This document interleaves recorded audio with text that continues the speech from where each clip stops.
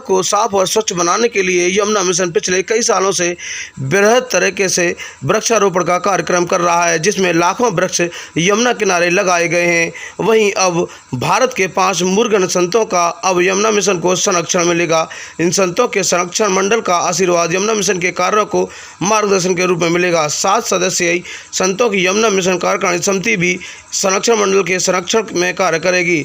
यहाँ वृंदावन के कृष्ण धाम में आयोजित वार्ता में गीता मनीषी संत ज्ञानानंद महाराज ने उक्त जानकारी दी। उन्होंने बताया कि यमुना मिशन के नवगठित संरक्षण मंडल में गीता मनीषी ज्ञानानंद जी महाराज, कृष्ण धाम महामंडलेश्वर कांसनी स्वामी गुरु शरणानंद जी महाराज, रमण रीति आश्रम परम पूज्य गौर ऋषि स्वामी श्रीदत्त शरणानंद जी महाराज एवं राजस्थान के सदगुरु श्री मूलक पाठक जी तथा स्वामी श्री राजेंद्र दास देवाचार्य जी महाराज और बाबा सियाराम दास महाराज हनुमान व गोवर्धन का संरक्षण इसमें रहेगा। वहीं मंडल में शामिल संत लगातार यमुना मिशन के कार्यों को सुझाव और मार्गदर्शन के रूप में अपना आशीर्वाद देंगे। वहीं इस समय मौजूद यमुना मिशन के संस्थापक प्रदीप बंसल द्वारा बताया गया कि वह पिछले कई सालों से यमुना मिशन को आगे बढ़ा रहे हैं और अब 6.5 साल तक मैंने चला लिया। अब व्यक्तिगत ईर्ष्या का बहुत बड़ा प्रश्न है। ये अकेला आदमी कैसे इतना बड़ा काम कर रहा है। 1 रुपया चंदा चिट्ठा कोई बोल नहीं सकता, फेसबुक पर लगातार चलता है। तो कोई ने भी 1 रुपया दिया हो तो बोल सकता है पूरे समाज में, भारत से लेकर पूरे विदेश तक, चाहे फेसबुक का जो बहुत तरह की बात करके चिदम्बरम का पैसा आ गया, ये आ गया, वो आ गया, जमीनें दाबी जा रही हैं।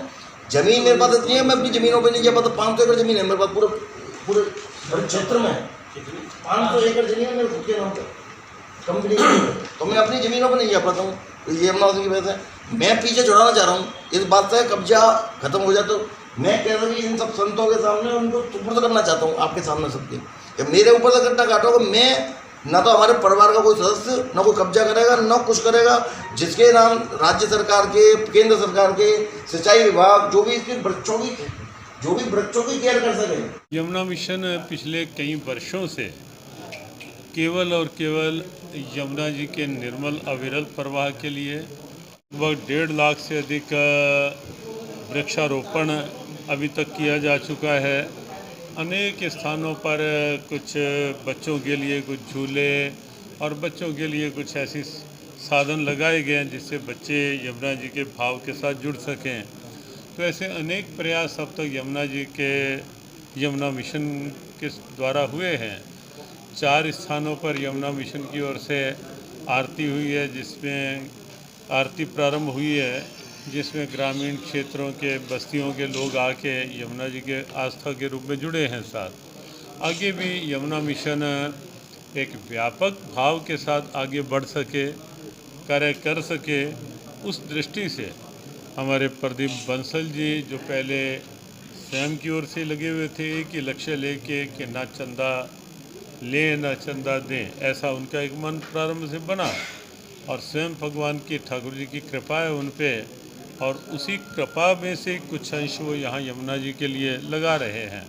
लेकिन अब उन्होंने कहा कि साधन जो होंगे वो प्रयोग करते रहेंगे, लेकिन आगे कार्य जो है वो राष्ट्र के कुछ वरिष्ठ संतों के संरक्षण में अपने कुछ एक समिति गठित की गई है, और वो समिति पारस्परिक सद्भावना के साथ योजना बना के यमुना जी के लिए जो भी पहले कार्य कर रहे हैं उन सब की भी सद्भावनाएं साथ लेकर के यमुना जी बहुत शीघ्र अविरल और निर्मल प्रवाह में ब्रजवासियों का आनंद बने, ब्रजवासियों का उत्साह बने, ऐसा एक संरक्षण के रूप में पूज्यपाद कारश्री महाराज श्री स्वामी गुरु शरणानंद जी महाराज हैं, पूज्य मलुक पीठर ईश्वर जी महाराज राजेंद्र दास जी महाराज हैं, पथमेड़ा वाले पूज्य दत्त शरणानंद जी महाराज हैं, गोवर्धन वाले पूज्य सियाराम दास बाबा गोवर्धन वाले वो संत हैं। और हमारे लिए भी इनका आग्रह है कि हम तो वे साथ हैं ही, और साथ में एक कार्यकारिणी समिति बनाई गई है कि जो भाग दौड़ के साथ जहाँ जहाँ भागने की आवश्यकता पड़े, आगे बढ़ के कार्य करने की आवश्यकता पड़े, निरीक्षण की आवश्यकता पड़े और कार्य ठीक हो रहा है या नहीं, उसे सुचारू व्यवस्था देने का एक कार्यकारिणी समिति साथ गठित की गई।